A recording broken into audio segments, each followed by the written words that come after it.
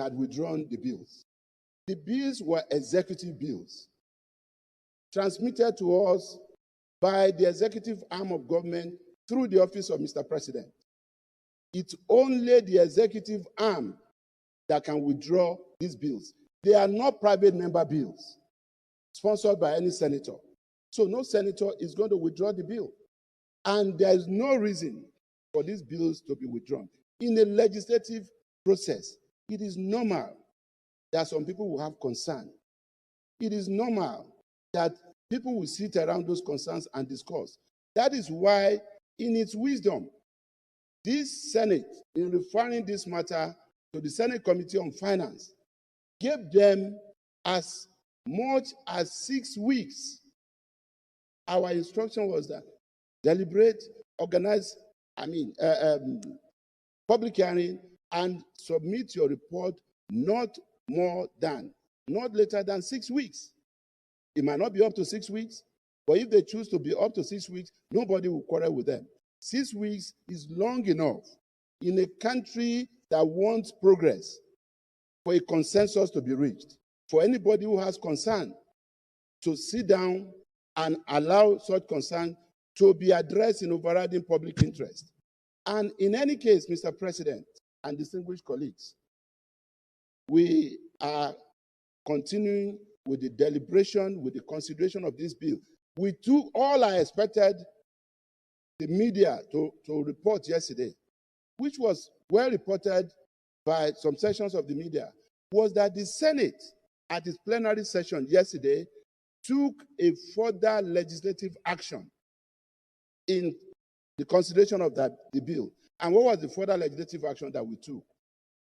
From northwest of Adamu Aleros, through the north central of Abamoros, to the southeast of Oji Uzor Kalus, we drew out people, distinguished senators, from each geopolitical zone, and we constituted them into an ad hoc committee to, on our behalf, further interface. We were clear about what we were doing. The Senate Committee on Finance is in charge of public hearing, but we set up an ad hoc committee as a further legislative action to, on our behalf, interface. Even the president of the country, called on us to please, interface with the office of the Attorney General and Minister of Justice, which ordinarily also would have done in our public hearing. But even then, the executive requested for that. And we have set up an ad hoc committee to do that. So while the Finance Committee is working on its timeline, planning for the public hearing, we want this committee to also quickly engage. And the Deputy Senate President, yesterday in announcing this committee on your behalf, also said the ad hoc committee should treat this matter with urgency, with this power, and that the meeting should start from today. As a matter of fact, Mr. President, the meeting started yesterday. So the essence of what I am saying is that it's important that members of public are patient with us. They understand the legislative process that we have to follow. They understand our role in the Constitution. Any attempt from any quarter to intimidate the Parliament will be undemocratic, and we will not allow ourselves to be distracted. But we will encourage consensus, we will encourage discussions, engagement at all levels. But we cannot be bullied into adopting a certain procedure. As far as we are concerned, the tax reform bills are alive in this hallowed chamber. They are receiving consideration at various levels, and we are open to discussions, to negotiations, to interface. But let it not be said anywhere that we suspended further consideration of these bills. And also, it would be laughable for anybody to also think or say or report that the bills were withdrawn. Because like I said, there are executive bills that can only be withdrawn by the executive. And there's no reason to do so. Because these bills, we believe, are in overriding public interest, and will do everything possible to ensure that across geopolitical... Nuisance, Lele. Nuisance lele. One thing is that Akpabiole has phobia for social media. Akpabiole from Ekiti has phobia for Arise News. And he may be going through corner, left, right, and all of that. Sure, you get. He is practically saying that interview where the Arise guys had the governor of a state, and they were discussing the setback that their controversial bill has faced. For example, Tinubu, the Jagawiri himself, has ordered the Attorney General of Nigeria, the Minister of Justice or Minister of Injustice, that they should work with the National Assembly and possibly clear out the gray areas where people have concerns. But the problem is that majority of those against their bills are not professing their distrust for the person trying to execute it. Tinubu and his gang, they cannot be trusted. No matter how good their proposition looks or sounds, they cannot be trusted. So the trust is dead from across board. Even though they are trying to say, trust us, but nobody can really trust them. So the only thing they can do is to ram it down your throats. But outside their own bubble, or their bubbles, right? The people have seen through Tinubu's lies too. When they were told that removal of subsidy was their own interest, and it was going to make the poor people prosperous. Rather, it has wreaked havoc on people's lives. Despite the fact that the guys who told them that they should endure whatever hardship the removal of a fuel subsidy brings, right? They have watched Tinubu and gang live extravagantly. They have lived like Darochas. So the minimum wage they were promised to help complement the removal of subsidy, which has skyrocketed the inflation to hyperinflation in that contraption, has not been fulfilled. Shishi has not been paid. So if you are coming again with something else and you are telling them that you will not be taxed, you will not be this, you will not be that, nobody can really trust you per se. And since the highest, the height of it is that some of those who depends on the free money from Abuja, they will still get money, but they won't be receiving, they will be receiving short of what they used to get. So all of that combined makes everybody shouting at, one another. No. So interestingly, Tinubu and his gang, they confidently believe that, okay, if you can tell us what your concerns are, let's now see if we can accommodate your concerns. But their concerns are not really tenable if you really want to push your reform. Because with your reform, it means that the status quo will change and you will become the new tax collector in the country.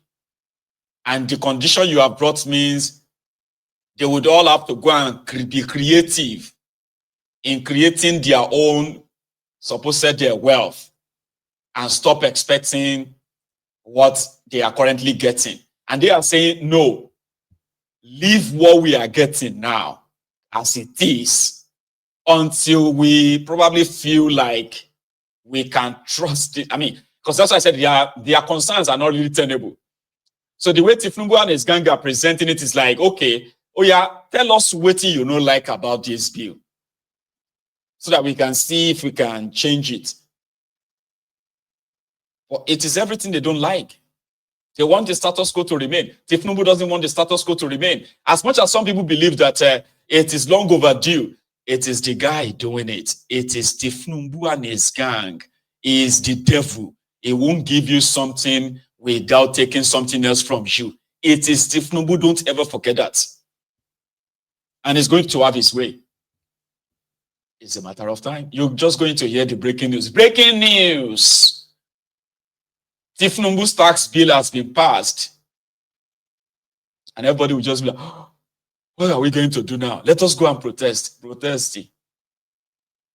But to Akpabiole, what he wanted to hear from all of their rabble-rousing from Okpeyewon was that, is it the social media people that are still accusing us of being a TV station? The two of them, social media people and the TV station. And angrily, Akpabiole had this to say. We had already, before we passed our second reading, set up an ad hoc committee in the event of any gray area. So if there is any governor, or any stakeholder in Nigeria, where no matter whether the person is a religious leader or a businessman that has problem with the bill, you know where to go to. Public hearing. The Senate will not be bullied. We are doing our work in the interest of Nigeria. And by the time we come up with our final position, it will reflect the yearnings and aspirations of Nigerians. And not only that, any reform that we can make, painful as the reform may be, so long as this Senate is convinced that it is in the interest of Nigerians, we will go ahead with it with a view to bringing our economy on a forward march in support of the administration.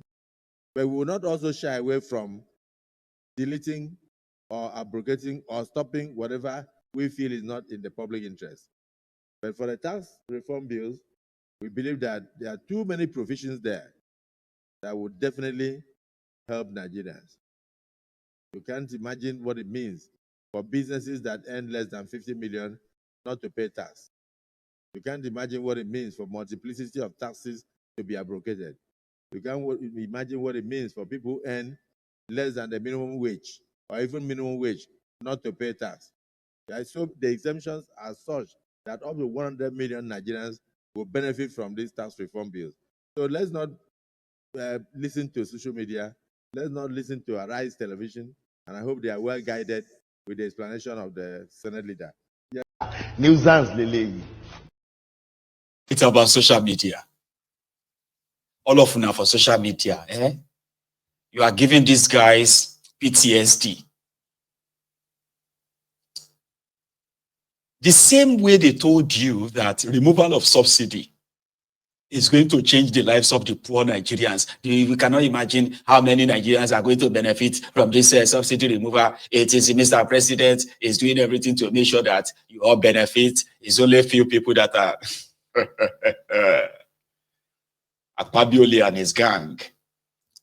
They are the luckiest people on earth. Seriously. Nigerian politicians. They are the luckiest. That's it. You cannot bully us. Mayegun or whatever you call yourself, you cannot bully us. Somebody was asking me that, what is the solution? Will I say, you need to tell yourself something, okay? The only solution to all of this is, I've said this before, but it's just that you won't do it. If you are watching me from Nigeria, and you are asking me, what is the solution to all of this? Let me pretend that I am talking to somebody who is sane. Okay? Let me pretend. The solution to all of this is that if you know you have been a victim of a failed country, you have been a repeated victim of APC, Egbekegbe.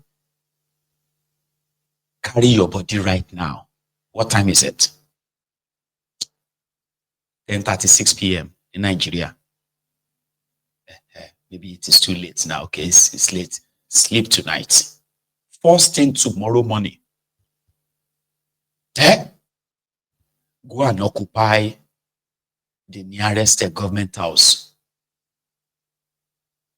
Go and sit down in front of the government house and let others who have been the victims, and you are many. But we all know that not many of you are interested in the solution. You know, sometimes you are looking for a Messiah. Yeah, somebody that can be your Jesus Christ, who is ready to come and die, so that you can say, who sent you? And who sent you? Here we sent you. Instead of all of us to come together and pray for our Nigeria, you are there. You are Mayegu. If you will take my advice, I am not living in Nigeria, so I am not directly affected. But majority of you are. The policies of APC, Egbekegbe, has rendered many of you jobless, businessless, poorer, vulnerable, penniless, not business, penniless. Others are living through the fear of what is going to happen tomorrow. I don't have to be worried about all of that. So you are directly affected. So if you come to Mayegun's Diary Political and you're asking me what is the solution, that's the solution. If you take my advice, tomorrow morning, every one of you, from the east to the west, from the west to the north, from the north to the middle belt, everywhere, don't wait for any Messiah to come and lead you. Pack your bag. You will not leave that government house until everything changes for the better. Would you do it? Or you are afraid to die? They will shoot us, Joe. Why don't you come back and lead us? That's the problem. You are looking for a Messiah to lead you. You could see effects here. Because see, people have asked me that stupid questions many times here. What is this? What is the way forward? The way forward is for you to march forward to the next government house.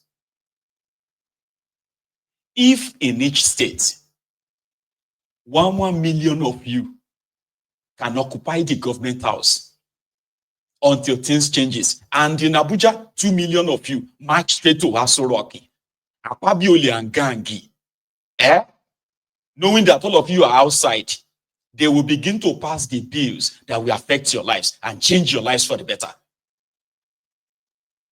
But we all know that many of you are not really interested in any solution. Because the reasons why most of you complain about the problems in Nigeria is because you do not have any direct benefits from the corruption. It's not because you hate corruption. No, it's because you are not benefiting. You are waiting for somebody else to come and lead you, but you are a direct victim. You are afraid to die, but you are dying anyway.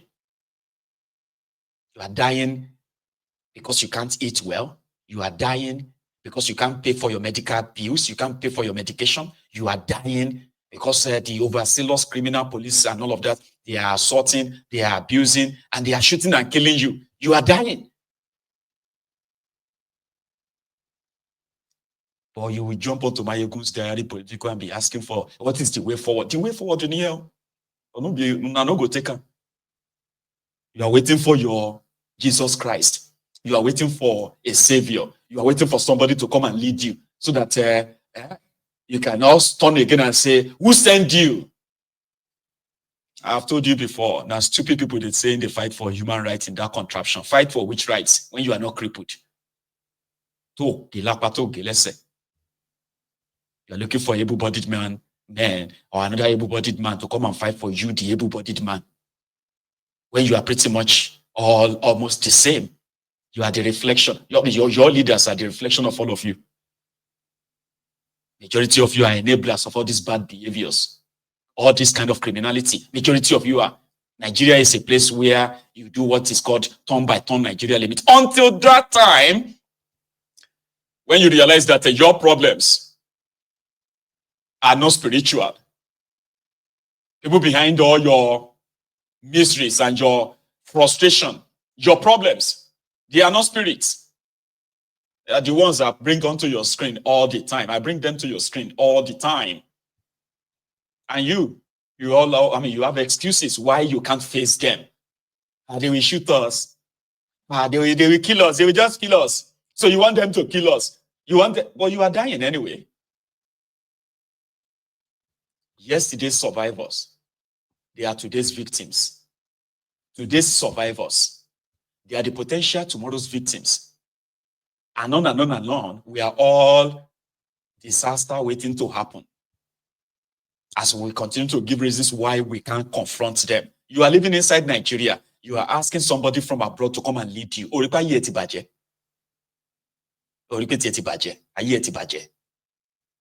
That you are living inside that contraption. You are the one facing the fire, but you are waiting for somebody living abroad to come and lead you. But more live like that. I've said it many times. You won't take my advice. So what's the point giving you the advice? But when it touch you, when the bedu enter body, when the bedu enter body, yes, enter body. When the bedu enter body, bros, enter body. Nobody go tell you. You go dance. You go shake. But you can still keep holding it together until that time. A stupid person, a foolish person go say one can fight for able-bodied men. To are retarded, to you are mentally retarded. Or you are just scared. You don't want to die, but you're going to die anyway. Their policies will kill you. It's a matter of time. Give it time. Talking about what will happen as everybody is waiting for his own turn by turn Nigeria Limited. Right? Yesterday, the news broke that Netflix have run at loss. I was being generous as well yesterday when I said the number of Netflix subscribers in Nigeria is less than 1 million. They said officially the total number of Netflix subscribers in Nigeria is 163,700 and something. About 163,000. The population of Nigeria is over 200 million, according to these guys. So the highest subscription for Netflix in Nigeria is $4. $4. 7,000 naira be 7,500 naira. Nigerians are so poor. They have become so poor that number is not a blessing. 200 million people. So poor that only just about 1 or 2% of them are living above $2 a day. Can you believe that? No thanks to APC. The economy that was over nearly $600 billion 9 years ago. APC destroyed Nigeria economy. They crashed it below half of that. Today, the value of Nigeria economy is put at 196 billion, less than 200 billion. Where did the money go? People have become wretched, poorer, and APC. To the point that they would rather just go and watch their movies on a cheat website. Netflix was giving them money to produce movies. Basketmouth said there are some of those movie makers, producers in Nigeria, when they collect the money from these streaming platforms, they will spend 10% of it on movie production. They are producing junks. But Nigerians are so poor, too poor for Netflix to make any money from Nigeria. There is still Netflix in Nigeria. If you are paying, you will be watching other movies. So what they are no longer doing is to give their money to movie makers in Nigeria to make Nigerian content for them. And if you go make Nigerian movies, Netflix is not going to take it from you because of the quality. Listen to him. Of the matter is, there was a lot of money in the movie industry. There was a lot of money. When the streaming platforms came in, they gave money to these producers. And I'll tell you, point blank, these producers will take the money, $1.5 million or whatever they give them. They use about 10% of that money to make the movie. They are listening. They cannot deny it. I cannot call names, but you know yourself. They use not generalizing hastily. Not general. I know. I'm not saying all of them. Most of them. Most of them. Most of them. You will say like 70% of them. Yeah, maybe more. Really? Yeah. That's Really? most of them. Yeah. Even to the point where the streaming platform stepped in and said, "You know what? We're going to be paying the actors directly." These guys will still go behind them and tell the actors to pay half of that money back to them. You can verify this information anywhere. So you see, you've heard. So when you do that and you expect your movie to be 100%, you can't. It's impossible. Once you're given $1.5 million to make a movie, at least use everything. That's when you get quality. But these guys, they will buy houses, buy cars, and it will show. And that's why when you see our movies, some of our epic movies look like stage plays. You know what I'm saying. This horse, they are